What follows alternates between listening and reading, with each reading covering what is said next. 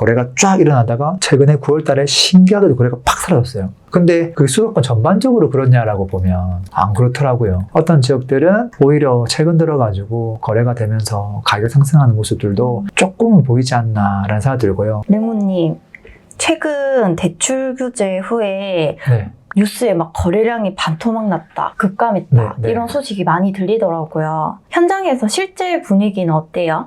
제가 현장에 있는 소장님은 아니지만 저도 이제 가보고 물어보고 하면 거래 변화는 확실히 있는 것 같아요. 그냥 거래가 조금 줄었습니다가 아니라 되게 색다른 변화도 좀 많이 보이더라고요. 거래가 감소한 것뿐만이 아니라 네. 다른 변화도 많이 있다는 건가요? 맞아요. 예를 들어서 거래 같은 경우는 지금 가격 상승을 좀 많이 한 단지들이 많잖아요. 네. 너무 많이 올랐으니까 수요가 감소하는 것도 맞겠죠. 근데 거기다가 이제 대출 규제가 같이 일어났으니까 이 두 가지 효과로 거래 감소가 조금 더 크게 와닿는 부분이 있는 것 같고요. 실질적으로 이제 7월달, 8월달, 6월달 그 이전에도 거래가 좀 있었지만 7, 8월이 거래량 피크였거든요. 네. 근데 이제 그때 가격 상승이 그때 분출됐단 말이에요. 이제 그 가격 상승에 대한 피로감, 대출 규제, 거래량이 급감됐는데 여기서 이제 9월달 되면 추격 매수가 정말 많이 줄었어요. 추격 매수가 뭐예요? 주식 안 해요? 주식 아니에요? 주식 보통 할 때 많이 쓰는 단어인데 네. 주가가 이제 쭉 이렇게 오르면 네. 사람들이 처음에는 이렇게 살 마음이 없다가도 올라가는 걸 보면 이게 터지나 보다 이러면서 그냥 막 사거든요.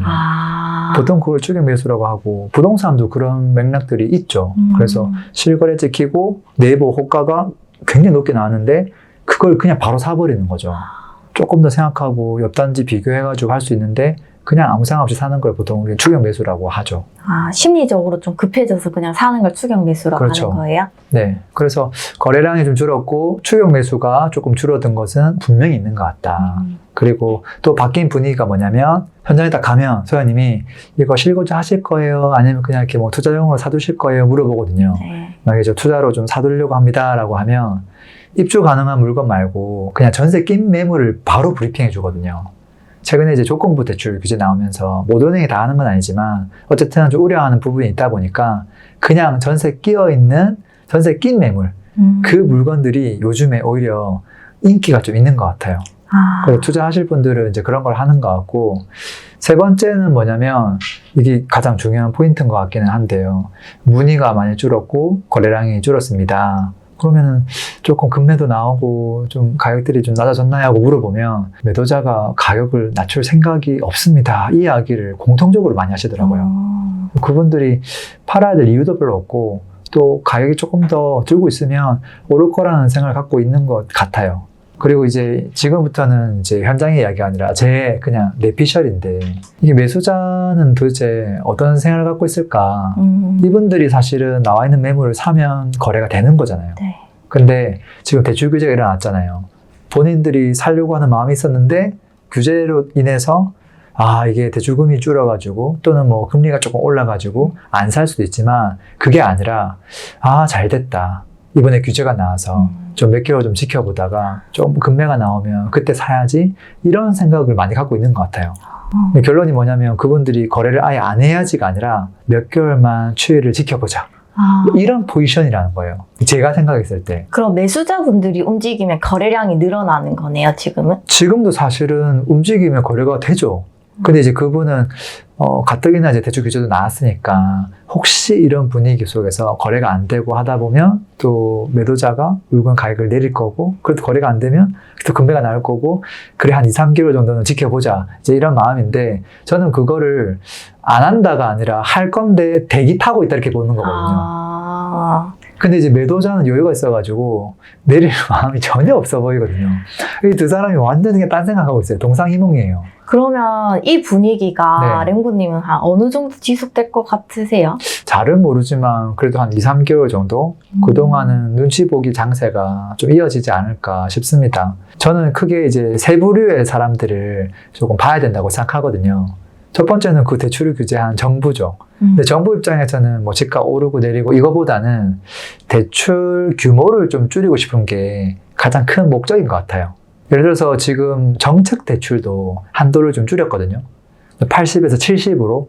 근데 70%라고 해도 굉장히 많은 대출 양이거든요.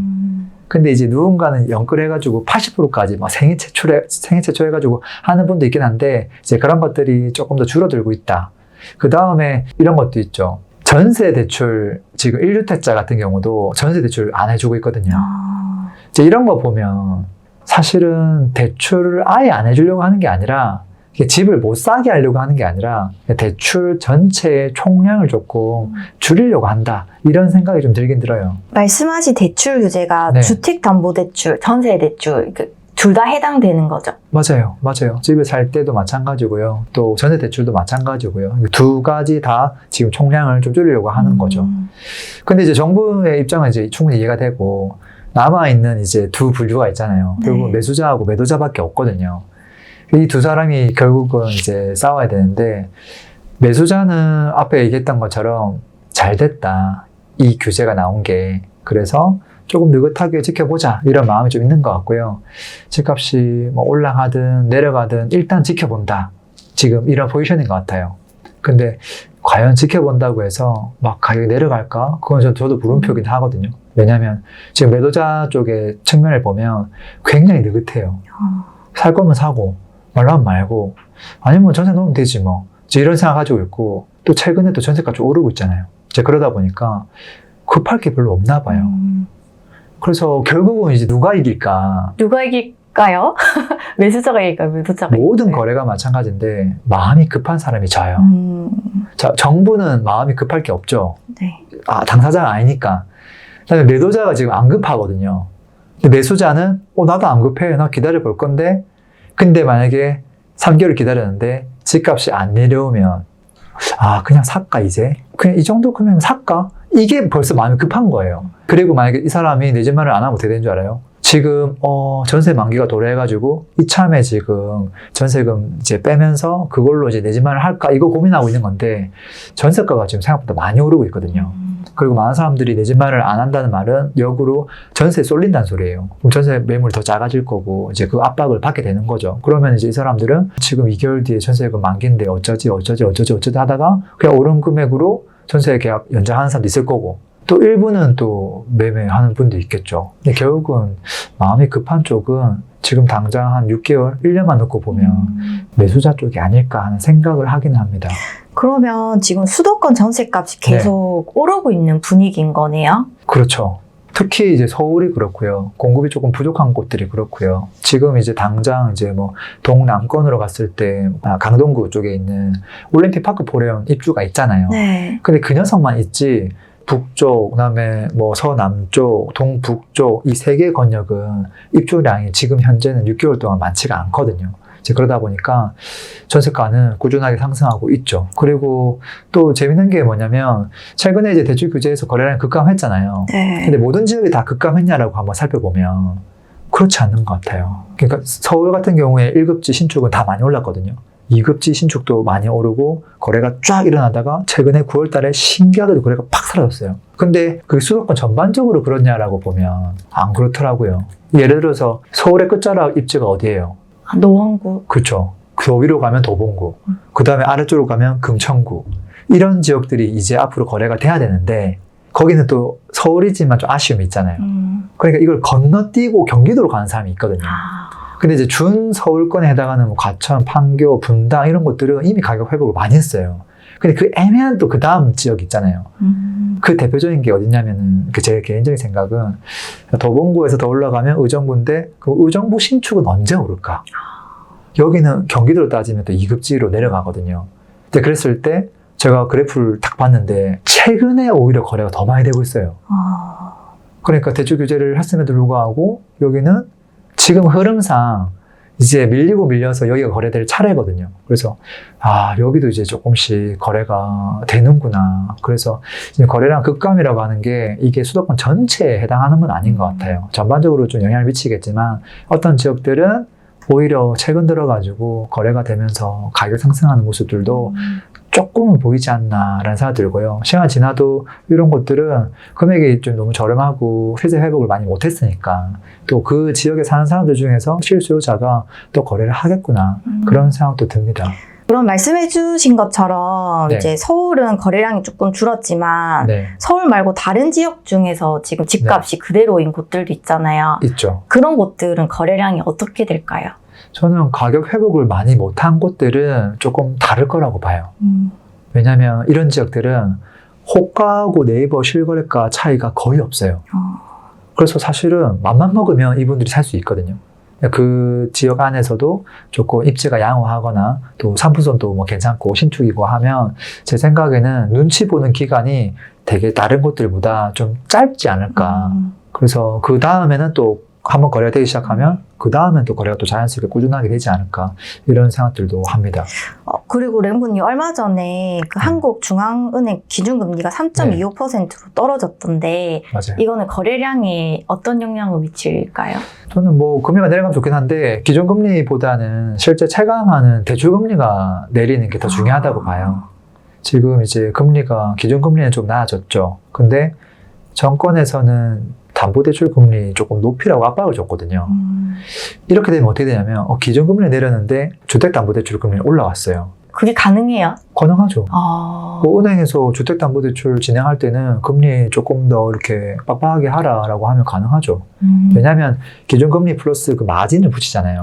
이 마진을 올려버리면 되는 거기 때문에. 그래서 주택이랑 상관없는 뭐 그런 대출, 뭐 예를 들면 소상공인을 위한 대출이라든지 이런 부분들은 주택담보대출이 아니니까 기존금리에 준해가지고 해줄겠죠. 근데 이제 담보대출은 좀 금리가 높아졌으니까 오히려 좀 압박이다. 저는 이런 생각 들이긴 하고요. 그 다음에 이것보다는 또 실제 주택담보대출에 직접적인 영향을 미치는 거는 그 신규 취급액 기준 코픽스 이걸로 이제 대출을 많이 하거든요.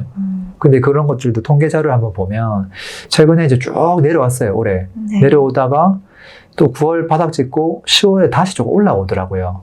그래서 체감적으로는 사람이 느끼기가 조금 어렵겠다.